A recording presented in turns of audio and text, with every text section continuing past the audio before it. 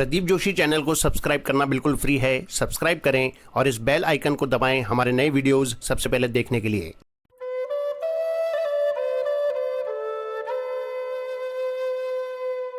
स्वामी राम सुखदास जी महाराज को शत शत नमन। आज का विषय है मुक्ति का उपाय।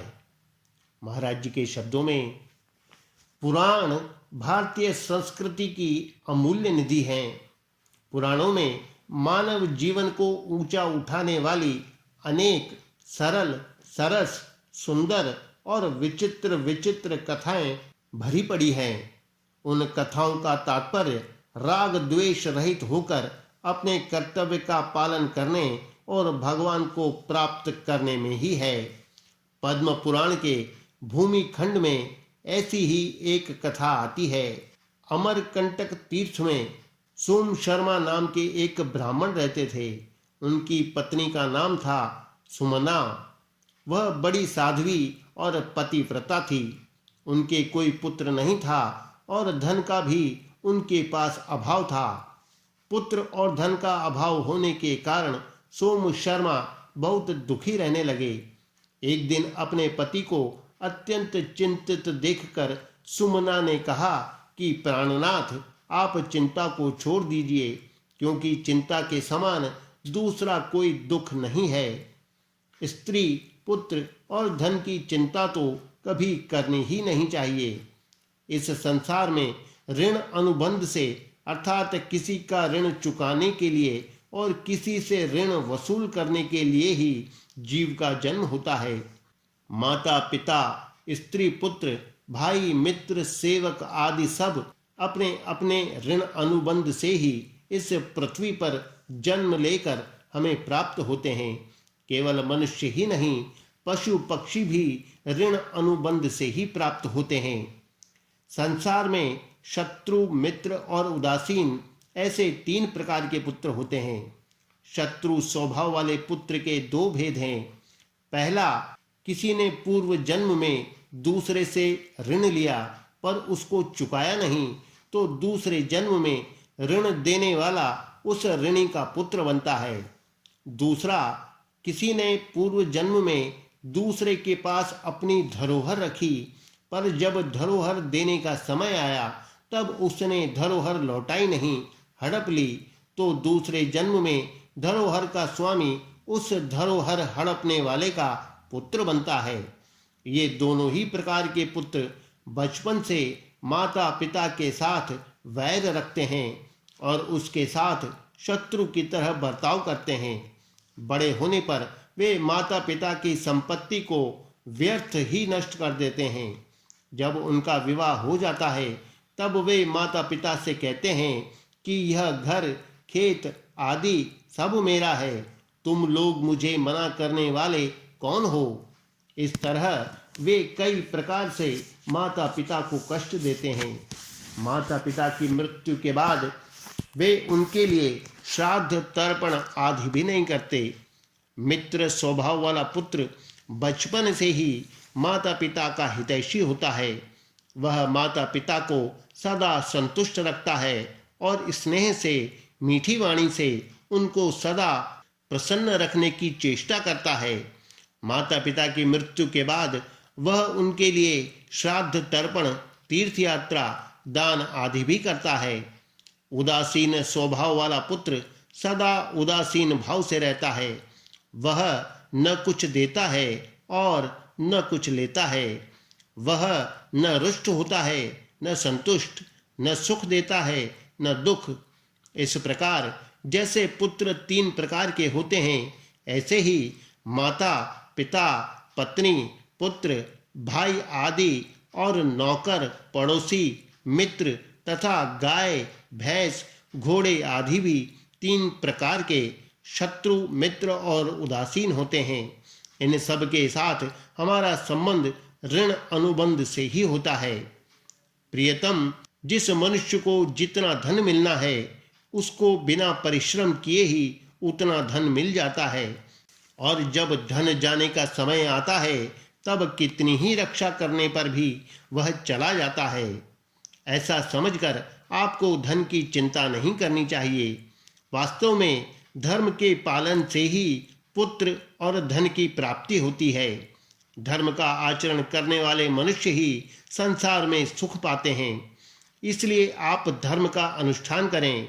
जो मनुष्य मन, वाणी और शरीर से धर्म का आचरण करता है, उसके लिए संसार में कोई भी वस्तु दुर्लभ नहीं रहती। ऐसा कहने के बाद सुमना ने विस्तार से धर्म का स्वरूप तथा उसके अंगों का वर्णन किया। उसको सुनकर सोम शर्मा ने प्रश्न किया कि तुम्हें इन सब गहरी बातों का ज्ञान कैसे हुआ? सुमना ने कहा, आप जानते ही हैं कि मेरे पिताजी धर्मात्मा और शास्त्रों के तत्व को जानने वाले थे, जिससे साधु लोग भी उनका आदर किया करते थे। वे खुद भी अच्छे अच्छे संतों के पास जाया करते तथा सत्संग किया करते थे। मैं उनकी एक ही बेटी होने के कारण वे मेरे पर बड़ा स्नेह रखा करते तथा अपने साथ मुझे भी सत्संग में ले जाया करते थे। इस प्रकार सत्संग के प्रभाव से मुझे भी धर्म के तत्व का ज्ञान हो गया। यह सब सुनकर सोम शर्मा ने पुत्र की प्राप्ति का उपाय पूछा। सुमना ने कहा कि आप महामुनि वशिष्ठ जी के पास जाएं और उनसे प्रार्थना करें। उनकी कृपा से आपको गुणवान पुत्र की प्राप्ति हो सकती है। पत्नी के ऐसा कहने पर सोम शर्मा वशिष्ठ जी के पास गए। उन्होंने वशिष्ठ जी से पूछा कि किस पाप के कारण मुझे पुत्र और धन के अभाव का कष्ट भोगना पड़ रहा है। वशिष्ठ जी ने कहा, पूर्व जन्म में तुम बड़े लोभी थे तथा दूसरों के साथ सदा द्वेष रखते थे। तुमने कभी तीर्थ यात्रा, देव पूजन, दान आदि शुभ कर्म नहीं किए। श्राद्ध का दिन आने पर तुम घर से बाहर चले जाते थे। धन ही तुम्हारा सब कुछ था। तुमने धर्म को छोड़कर धन का ही आश्रय ले रखा था। तुम रात दिन धन की ही चिंता में लगे रहते थे। तुम्हें अरबों खरबों स्वर्ण मुद्राएं प्राप्त हो गईं, फिर भी तुम्हारी तृष्णा कम नहीं हुई, प्रत्युत बढ़ती ही रही। तुमने जीवन में जितना धन कमाया वह सब जमीन में गाड़ दिया। स्त्री और पुत्र पूछते ही रह गए, किंतु तुमने उनको न तो धन दिया और न धन का पता ही बताया। धन के लोभ में आकर तुमने पुत्र का स्नेह भी छोड़ दिया। इन्हीं कर्मों के कारण तुम इस जन्म में दरिद्र और पुत्रहीन हुए हो। हाँ, एक बार तुमने घर पर अतिथि रूप से आए एक विष्णु भक्त और धर्मात्मा ब्राह्मण की प्रसन्नता पूर्वक सेवा की। उनके साथ तुमने अपनी स्त्री सहित एकादशी व्रत रखा और भगवान विष्णु का पूजन भी किया। इस कारण तुम्हें उत्तम ब्राह्मण वंश में जन्म मिला है। विप्रवर, उत्तम स्त्री, पुत्र, कुल, राज्य, सुख, मोक्ष आदि दुर्लभ वस्तुओं की प्राप्ति भगवान विष्णु की कृपा से ही होती है। अतः तुम भगवान विष्णु की ही शरण में जाओ और उन्हीं का भजन करो। वशिष्ठ जी के द्वारा इस प्रकार समझाए जाने पर सोम शर्मा अपनी स्त्री सुमना के साथ बड़ी तत्परता से भगवान के भजन में लग गए। उठते बैठते, चलते सोते आदि सब समय में उनकी दृष्टि भगवान की तरफ ही रहने लगी। बड़े बड़े विघ्न आने पर भी वे अपने साधन से विचलित नहीं हुए। इस प्रकार उनकी लगन को देखकर भगवान उनके सामने प्रकट हो गए। भगवान के वरदान से उनको मनुष्य लोक के उत्तम भोगों की और भगवत भक्त तथा धर्मात्मा पुत्र की प्राप्ति हो गई। सोम शर्मा के पुत्र का नाम सुव्रत था। सुव्रत बचपन से ही भगवान का अनन्य भक्त था। खेल खेलते समय भी उसका मन भगवान विष्णु के ध्यान में लगा रहता था।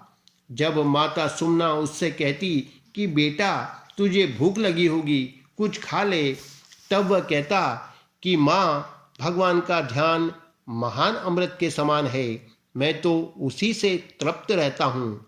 जब उसके सामने मिठाई आती तो वह उसको भगवान के ही अर्पण कर देता और कहता कि इस अन्न से भगवान तृप्त हों। जब वह सोने लगता तब भगवान का चिंतन करते हुए कहता कि मैं योग निद्रा परायण भगवान कृष्ण की शरण लेता हूँ। इस प्रकार भोजन करते, वस्त्र पहनते, बैठते और सोते समय भी वह भगवान के चिंतन में लगा रहता और सब वस्तुओं को भगवान के अर्पण करता रहता। युवावस्था आने पर भी वह भोगों में आसक्त नहीं हुआ, प्रत्युत भोगों का त्याग करके सर्वथा भगवान के भजन में ही लग गया। उसकी ऐसी भक्ति से प्रसन्न होकर भगवान विष्णु उसके सामने प्रकट हो गए। भगवान ने उससे वर मांगने के लिए कहा तो वह बोला, श्री कृष्ण, अगर आप मेरे पर प्रसन्न हैं तो मेरे माता पिता को सशरीर अपने परम धाम में पहुंचा दें और मेरे साथ मेरी पत्नी को भी अपने लोक में ले चलें। भगवान ने सुव्रत की भक्ति से संतुष्ट होकर उसको उत्तम वरदान दे दिया। इस प्रकार पुत्र की भक्ति के प्रभाव से सोम शर्मा और सुमना भगवत धाम को प्राप्त हो गए। इस कथा में विशेष बात यह आई है कि संसार में किसी का ऋण चुकाने के लिए और किसी से ऋण वसूल करने के लिए ही जन्म होता है, क्योंकि जीव ने अनेक लोगों से लिया है और अनेक लोगों को दिया है। लेन देन का यह व्यवहार अनेक जन्मों से चला आ रहा है और इसको बंद किए बिना जन्म मरण से छुटकारा नहीं मिल सकता। संसार में जिनसे हमारा संबंध होता है वे माता पिता, स्त्री पुत्र तथा पशु पक्षी आदि सब लेन देन के लिए ही आए हैं। अतः मनुष्य को चाहिए कि वह उनमें मोह ममता न करके अपने कर्तव्य का पालन करे, अर्थात उनकी सेवा करे, उन्हें यथाशक्ति सुख पहुंचाए। यहाँ यह शंका हो सकती है कि अगर हम दूसरे के साथ शत्रुता का बर्ताव करते हैं तो इसका दोष हमें क्यों लगता है, क्योंकि हम तो ऐसा व्यवहार पूर्व जन्म के ऋण अनुबंध से ही करते हैं। इसका समाधान यह है कि मनुष्य शरीर विवेक प्रधान है, अतः अपने विवेक को महत्व देकर हमारे साथ बुरा व्यवहार करने वाले को हम माफ कर सकते हैं और बदले में उससे अच्छा व्यवहार कर सकते हैं। मनुष्य शरीर बदला लेने के लिए नहीं है, प्रत्युत जन्म मरण से सदा के लिए मुक्त होने के लिए है। अगर हम पूर्व जन्म के ऋण अनुबंध से लेन देन का व्यवहार करते रहेंगे तो हम कभी जन्म मरण से मुक्त हो ही नहीं सकेंगे। लेन देन के इस व्यवहार को बंद करने का उपाय है निस्वार्थ भाव से दूसरों के हित के लिए कर्म करना। दूसरों के हित के लिए कर्म करने से पुराना ऋण समाप्त हो जाता है और बदले में कुछ न चाहने से नया ऋण उत्पन्न नहीं होता। इस प्रकार ऋण से मुक्त होने पर मनुष्य जन्म मरण से छूट जाता है। अगर मनुष्य भक्त सुव्रत की तरह सब प्रकार से भगवान के ही भजन में लग जाए तो उसके सभी ऋण समाप्त हो जाएंगे, अर्थात वह किसी का भी ऋणी नहीं रहता। भगवत भजन के प्रभाव से वह सभी ऋणों से मुक्त होकर सदा के लिए जन्म मरण के चक्र से छूट जाता है और भगवान के परम धाम को प्राप्त हो जाता है।